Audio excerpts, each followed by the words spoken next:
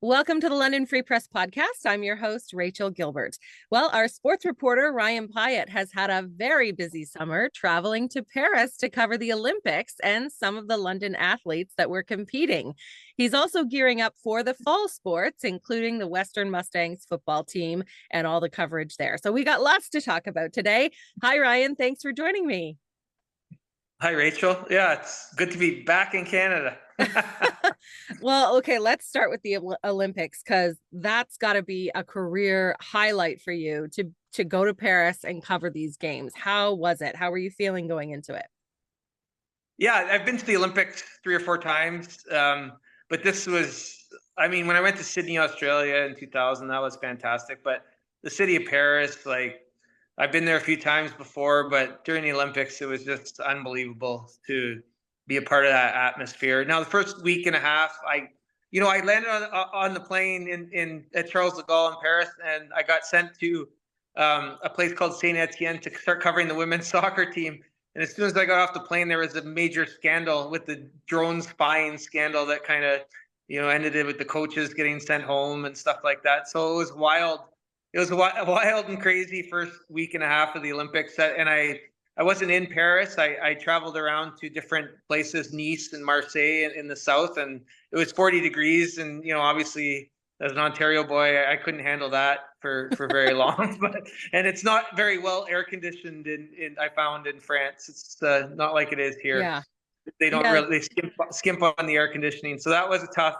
But obviously the team lost. And as soon as the team lost, I went back to took the train back to Paris and, covered a bunch of a grab bag of things. And I went to beach volleyball for 3 days. And, obviously I got the pictures that everybody saw. Of all the highlights, I'd say, the beach volleyball at night by the Eiffel Tower, looking at that site. And you see that, the Eiffel Tower every half hour kind of sparkles. Unbelievable venue, an unbelievable thing to be a part of. That's probably what I'll remember when I'm older is that site. And I thought the only Canadian gold medal I saw was Katie Vincent in a photo finish in the canoe right at the second last day of the Olympics. So I wasn't a medal hawk. Sometimes you go and you see oh my God, you see all these medals and stuff like that. I didn't really go to the track much or swimming. So that's where the bulk of the medals are, right? So, but I did see one Canadian medal, and that was a pretty cool moment. And I saw some of the for people that didn't go, some of these venues are the Grand Palais where Taekwondo was and fencing. It's one of the nicest buildings you'd ever see, right? To see the volleyball by the Eiffel Tower, it was like you said, it was a career highlight, and I appreciate the opportunity for Post Media sending me. Absolutely. Were you covering specific sports, or was it something different every day that you had to go to? You were at soccer for a week and a half, so you did that for a while. Yeah, so I was with the soccer, and it's kind of like a World Cup where they play a game and then they move on to the next city, practice, day off, play a game.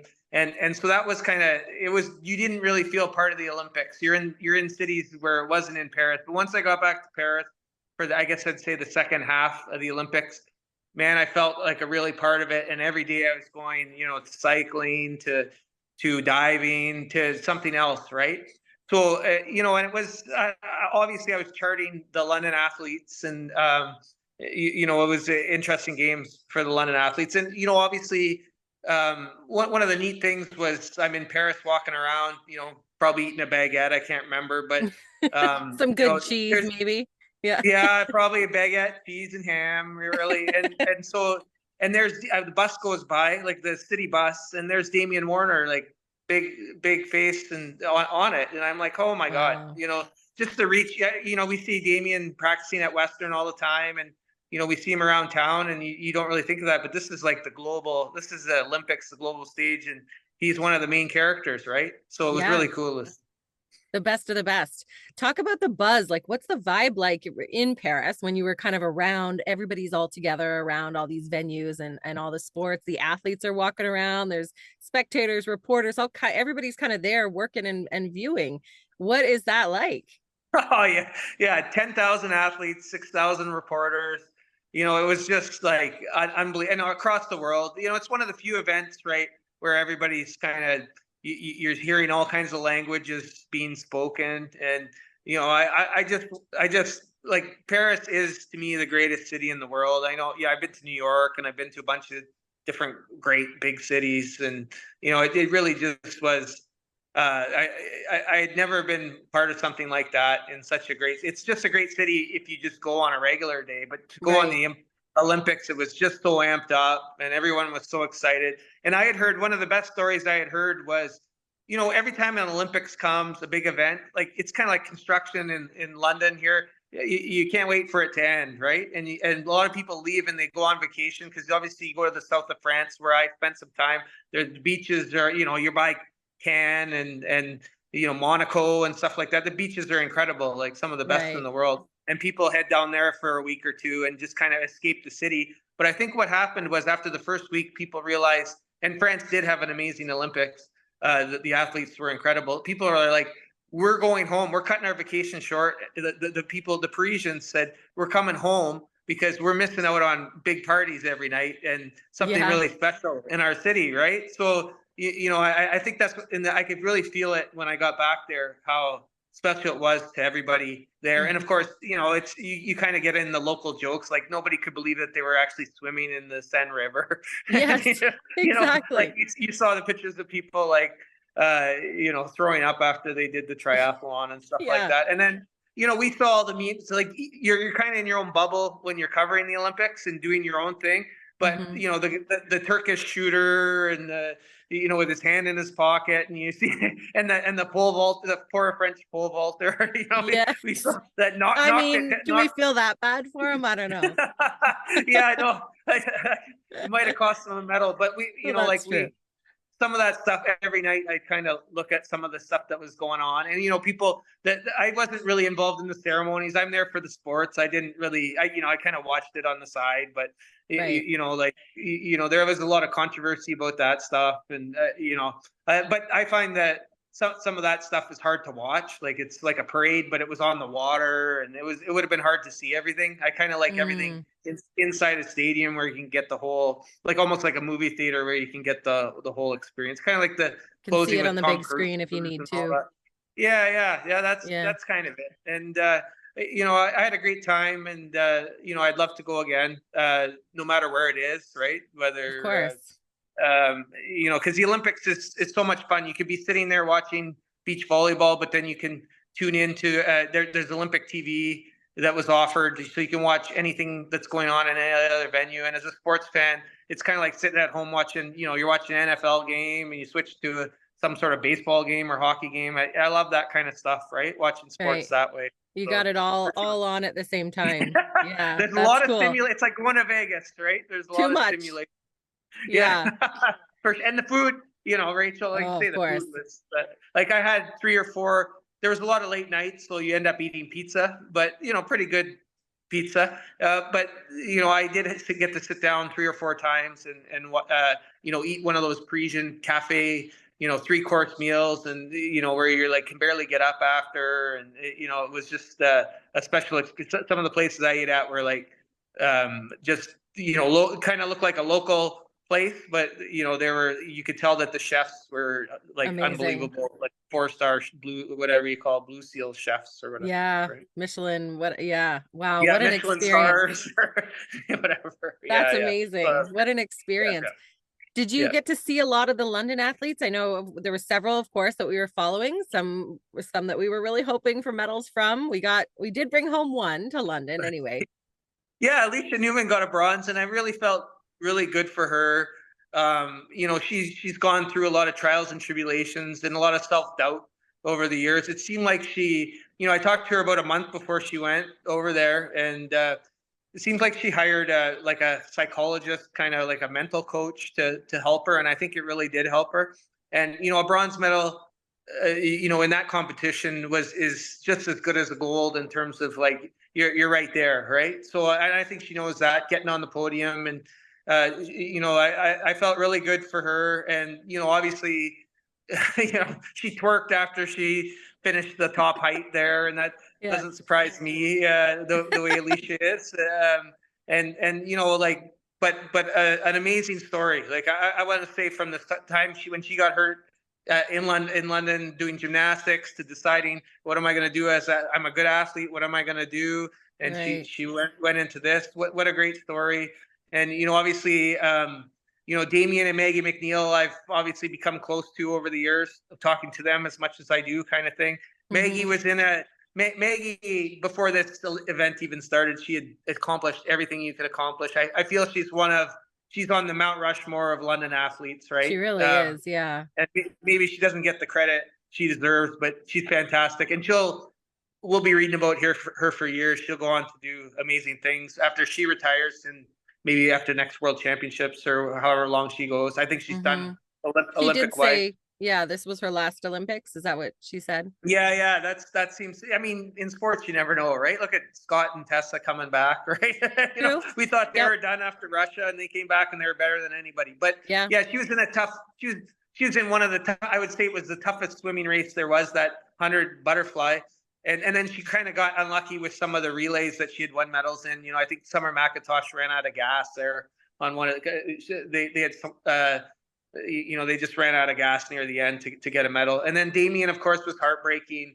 Again, Damien's accomplished, Olympic champion. No one can ever take that away from him in Tokyo.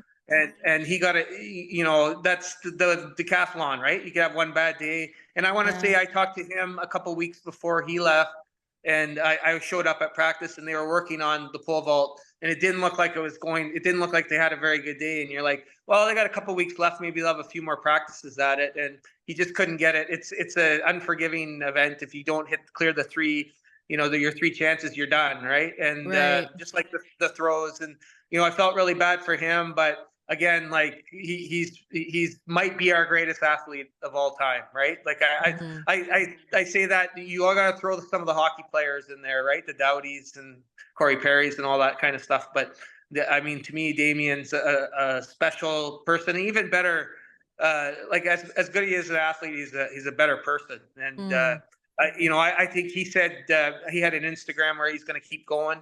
Sounds like he's going to keep going. He's never won a outdoor world championship. He's had he got hurt in a hamstring last time he was going to win. So now he's one of the older athletes. Do you think he'll come back for the Olympics? I don't know. I mean, he keeps himself in animal condition. Like he's in tremendous shape. So, he would be 37, 38. That's pretty tough. It seems like it's a young man's game this time, but we'll see how he does and how his health holds up. But again, fantastic person. And, I felt really bad for him when that happened. He looked like he was heading for a medal. Yeah, absolutely. And Jessie Fleming was the captain of the women's soccer team from London as well. And you did get to cover them. I mean, they lost in the quarterfinals, but pretty awesome to see her play, I guess, at the Olympics, right? Well, we could talk for an hour about that scandal and all what they went through, the FIFA taking points. But, I thought Jessie was very stoic throughout. We would talk to her nearly every day. And, she was very upset at what was happening. Like a lot of the players, you heard from a lot of the players, she's a little more low key when she does her interviews. Like I know Vanessa Gilles and Janine Becky got a lot of the headlines, but, Jessie was out there front and center, talking every day. And I felt, again, like Damien and like Maggie, I felt heartbroken for Jessie because she got a head injury during the game against Germany, the knockout quarterfinal game. So she wasn't able to take any of the penalty. They had to sub her out, medical, like the concussion protocol. She had to come out of the game. And I thought that was a bad stroke of luck because when they went to penalty kicks, if you guys remember, Rachel, if you remember from Tokyo, she was nails in the penalty kicks. Like she's one of our greatest. Everyone talks about Christine Sinclair, but who would you want more than Jessie Fleming taking a penalty kick? She proved that in Tokyo. She's awesome at it, and she never got to do it. And I thought that got them off on the wrong. Like obviously Quinn scored, but then Jessie would have took the second one, maybe put some pressure on the Germans, and it never happened. And they lost, and then like we hate penalty kicks here in North America, but they love them, and in Europe they just love the kicks, the drama of the kicks. But it's an awful way to lose. Feels like you might as well flip the coin, right? I feel that. So only one medal came home to London, the bronze by Alicia Newman for pole vault, but did we expect more? We were hoping for sure from Damian Warner, Maggie, but even Maggie was saying, I did what I could do last time, so I was okay if I didn't win, right? Yeah. Like one medal for any city is great, right? Obviously, Toronto, some of the bigger cities, Montreal, they're going to win a few medals because they got just by mass with the number of people they have. But we look at what we had last year in Tokyo. I don't think anybody thought we were hopeful we could replicate that, but we just didn't have the number of athletes. And then you're in sports where one little bad thing happens, as we discussed, and you're out. So the Alicia Newman medal may be surprising. So that's what happens. Sometimes every Olympics. Sometimes some favorites stumble, and then somebody else jumps up, and that's what happened there. And that's a great medal for Alicia and for the city. And we keep our streak alive, right? So we go to the next Olympics, and we're gonna have people. We're gonna have people like Julia Tunks coming up in the discus, and we're gonna have other athletes coming up that are going to be medal contenders when they get there. So. I don't think London is done cheering for Olympic champions anytime soon. We've got some great athletes here, that's for sure. Yeah. Let's kind of switch gears a little bit because we got lots to cover today. We'll talk about some other athletes at Western, the Mustangs football team. They just had their very first game, not the home opener yet, but their very first game against Ottawa. How did that go? How is the team looking this year? What are we looking at this year?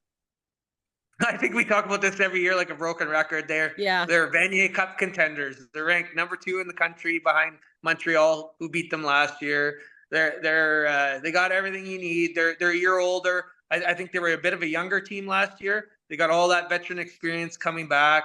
Obviously everyone's going to look at Evan Hillock. I thought he was a little pedestrian. He's getting used to new receiver combinations. They didn't really connect very well in the first game in Ottawa, and it led to a lot of early field goals.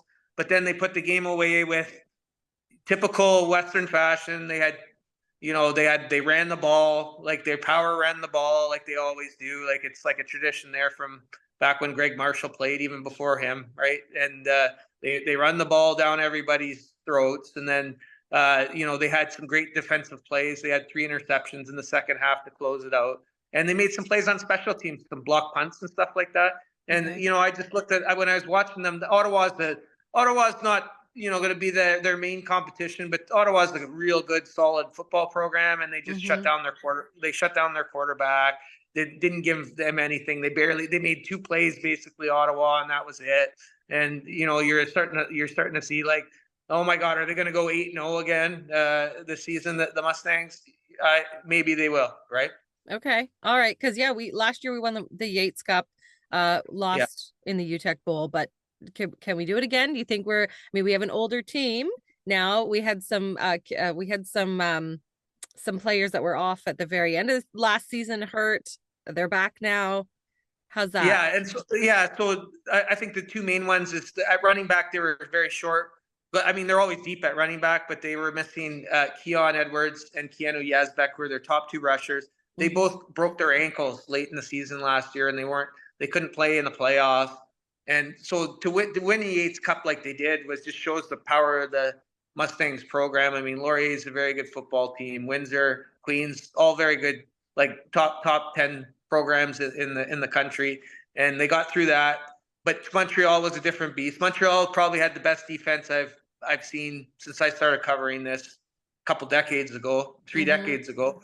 So they were a little too much, right? You got to have all your power, and if they had Edwards and Yazbek, but they might have did something against Montreal last year. They would have put the heat off Evan Hillock, right? They just rushed Hillock every time and forced him into some bad throws. But so against Ottawa, Edwards 104 yards, Yazbek 103 yards. So you can't stop that, right? And then they make 1 or 2 good plays. I'm excited to see what Hillock could do. I'm excited to see what backup quarterback Jerome Rancourt. I thought he's worth the price of admission to come watch. The guy can run. He can throw the ball.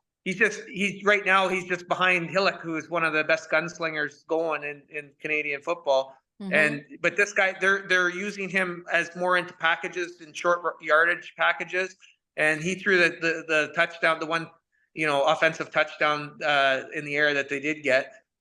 What a dynamic player. So he'll be fun to watch when he gets in there. And I think they're going to use him a little more than they have the last couple of years, which is Yeah. exciting. And defensively, I always like, obviously up front, you love to have the guys that sack and tackle and all that. I always love the guys that can get interceptions and the guys at the back, right? And I think this Canadian Football League has become a bit more of a wider open passing game. And they got 3 interceptions. They got some unbelievable players. Kojo Odum was out for 2 years. He's come back. He's a shutdown corner. Jackson Finley, like, if you have the best safety in the league, you're probably going to do pretty well. And I think he's the best safety in the league. He's been phenomenal. He played great against Ottawa again. He was great all last year. He's going to be special, and he'll play in the CFL one day. Yeah. There's no question about that. So it doesn't sound like we are losing any momentum heading into this season. It sounds like we're doing pretty well. Are there any new rookies? Have you had enough chance to see the team this year? To any rookies we should keep an eye on? Newcomers? Well, yeah, it's not like the Knights, right? So in Western, you call it rookies, but they might have been here for 3 years and not played, right? They've just been learning the program. They're redshirted and stuff like that. So not a ton of rookies come in and play for the Western Mustangs. You got to be like Andy Fantu special to kind of crack the lineup. So, but there are guys. There are a bunch of kind of new faces. And one thing I've been really which is really heart wrenching on the weekend is Ben Cottrell, who's basically the third running back now. He earned that spot behind Edwards and Yazbek. He had a great touchdown he was part of the special teams and had a great touchdown, a punt recovery, and ran it in for a score. But then later on in the game, he got hurt, and we're just trying to wait to see what the doctors say. He could miss several weeks. It could be an injury, a lower leg injury that could keep him out a while, which would be a shame because he's fun to watch run the ball. He's a great special team player. Daniel Kabongo as a returner, I find him one of the more fascinating guys that I've watched return kicks for Western. I mean, every time this guy touches the ball, he does a couple of shakes and he gets going, and he's really exciting. And I think people like to see that, right? You don't like to see guys just get the ball and then like kind of get 4 or 5 yards. This guy's capable of scoring some touchdowns off of punts and kickoffs. So that's pretty exciting to have. And that's in close games, that's sometimes the difference, right? So when you're playing the Lauriers, Windsors, Montreals, Lavals, you might need someone to run something back to set something up. And this Kabongo is perfectly capable of that. Now, he was here last year, but played sparingly because, you're about 10th on the depth chart when you're here at Western, right? And then, but he's getting a chance to play. And the receivers, I think Seth Robertson had a good game. I want to see some more from Braden Mazzeri, Molson Jamal, also older guys, but they're getting a chance to step up. And, I think they're going to need to throw the ball and even out that offense, right, to get going. But defensively, you're going to see Malcolm Fraser. He's going to get a bunch of sacks once he's healthy. He missed the first game; he was a little banged up, and But yeah, we do have some guys at Western that are in their 4th, 5th, 6th, even one in their 7th year. Wow. Yeah. Okay. Who do you think is the Mustangs' biggest, our top competitor this year? Do you think it's Montreal again, or? Well, yeah, if you look nationally, so, you think of what happened to Western the last 2 years. They played Laval in the semifinals the year the Vanier Cup was here, and that's a tough matchup. And then they played Montreal last year in the semifinals. So they get away from that now. So they're going to play this time in their national semifinal. They play the Atlantic. St. Francis Xavier or something like that. The last time Western played the X-Men, they beat them about by 60 or something like that in the semifinal. Wow. So you got that to look forward to. You don't have to play one of the Quebec powerhouses in the semifinal. You can actually, there's a path to the Vanier Cup. But I think winning the Yates Cup, they've done it the last 3 years, but this is going to be tough because Laurier comes back with basically a lot of returning players, and they're right there with the Mustangs. Like, they played a couple of barn burner games last year. They play at Laurier this time, but I'm sure they're going to meet in the playoffs again, whoever 1st or 2nd seed is. Windsor's really come on under JP Cercelli. Obviously London guy went out over to Windsor. He's been done a great job with their program, made them more consistent and more disciplined, which is what that program needed. And then, you got the Ottawa, Carleton's, McMaster's. I should say Queens. Queens is still in that mix too. The Queens is good every year. Okay. And, it sets up pretty good, and then there's still obviously the weak sisters of the league that, you can beat on by 40 or 50 and that sort of thing. But, this will be, to me, the toughest year in the last couple that Western will have to go 8-0. Like they could, there could be a stumble here because there's a lot of good teams, and they're obviously playing on the road, at Laurier, and then they have Windsor late in the season in London, which to me is going to be one of the games of the year is Western and Windsor. And I should mention, before we go, that Western I feel like they've made a move that kind of completes their stadium, and they did finally put in a video board. And I'm really excited for the people that go watch the games and the students for when they come. Maybe they will come to all the games because this video board adds a little something to the fan experience. I've been to the other, I've been to McMaster, and I've been to some of these places that have the big video boards, and I think it's going to really add something. Now, they wanted to have it in time for the Vanier Cup a couple of years ago, but they never got it done. But everyone that goes will see it, and it'll be. I think it'll be fun. Rather than just your traditional football game, you'll have a little more kind of like what you see at the Knights games and stuff like that, or we will see at the Knights games.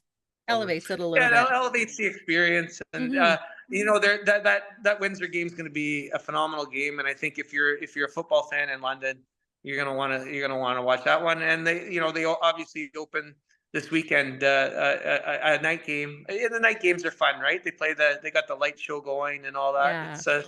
It's always been. I've always enjoyed from my time. When I started covering at the Free Press Sports, I've always enjoyed the football games. Yeah. So, okay, they're going to play September 1st is the home opener with Waterloo. Against Waterloo. Yeah. All right. And you got the new board, and we're ready to go. It'll be a great team. Yeah. All right. Well, thank you so much, Ryan. I'm so happy to hear that you're back from the Olympics and safe and sound, and that it was a great experience for you. We're certainly going to watch your reporting and right after the Mustangs game on September 1st. Thank you so much. Yeah, anytime. Thank you.